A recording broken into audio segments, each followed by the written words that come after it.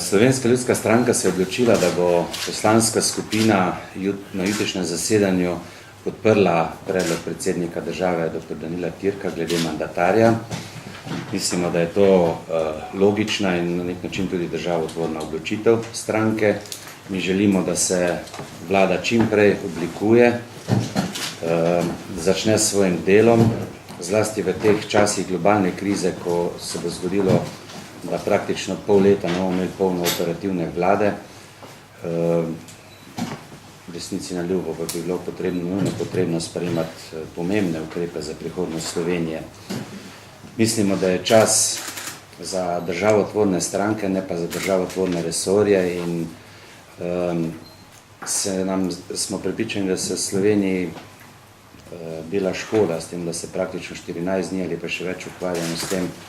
kakšen minister bo predsednik neke stranke, ne pa kakšni bodo ukrepi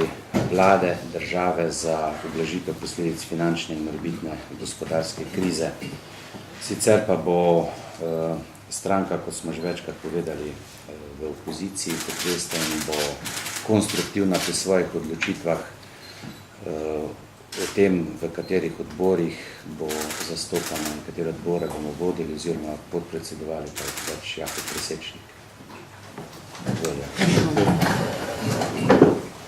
Ja, hvala lepa. Mogoče tudi v mojem imenu seveda lep pozdrav. Mogoče bi dopolnil samo to predsednika, da bomo poleg te podpore, za katerega smo se dogovorili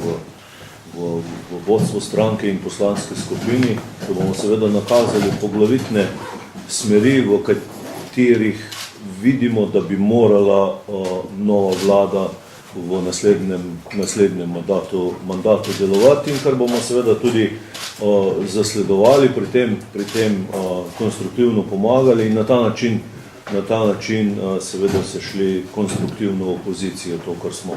že na vsem začetku napovedali. Kar se tiče razprav okrog delitvi oziroma sodelovanju v posameznih delovnih telesih, je, kot vam je poznano, ravno danes poteka zaključno dogovarjanje o tem. Kolegi je prekinjen, se bo zdaj nadaljeval čez nekaj minut. Tako da po tem predlogu, ki je že skoraj do celoti usklajen, naša poslanska skupina z svojim poslancem, svojim kandidatom predseduje enemu od odborov, konkretno odboru za kmetijstvo, gospodarstvo in prehrano in pa imamo tudi 3 podpredsedniška mesta v 3 odborih, s posebnim poudarkom na temu, da smo člani, da bomo zastopani v vseh delovnih telesih državnega zbora. Mi na ta način seveda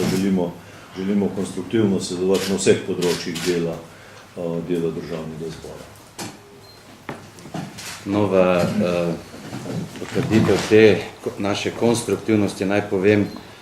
da je stranka že tudi na včerajšnji seji poslanske skupine, več bomo zagotovo še kaj rekli na klauzuri, ki jo načrtujemo za naslednji teden, na klauzuri širšega vodstva stranke, že upozorili, da napovedani draginjski dodatek ni v skladu z našo ustavno rešitvijo, ni pravičen do vseh prebivalcev, zlasti ker rešuje samo vprašanje preživetja, pa rekel, eksistence zgolj določenega sloja prebivalstva in mi mislimo, enako kot smo govorili za draginjski dodatek, o katerem je odločila prejšnja vlada, da je potrebno pri tem upoštevati ne samo višino prejemkov oziroma v tem primeru pokojnine, ampak vseh prejemkov upravičencev do draginjskega dodatka in da je treba draginjski dodatek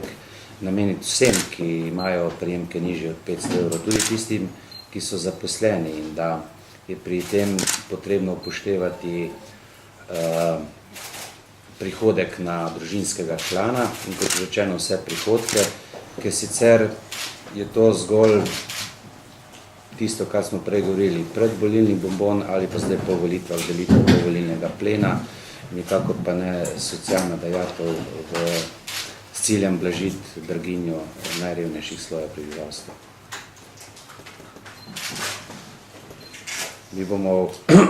v primeru drugačne rešitve tudi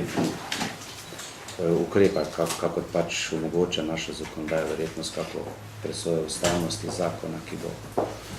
privilegiral zgolj en del populacije.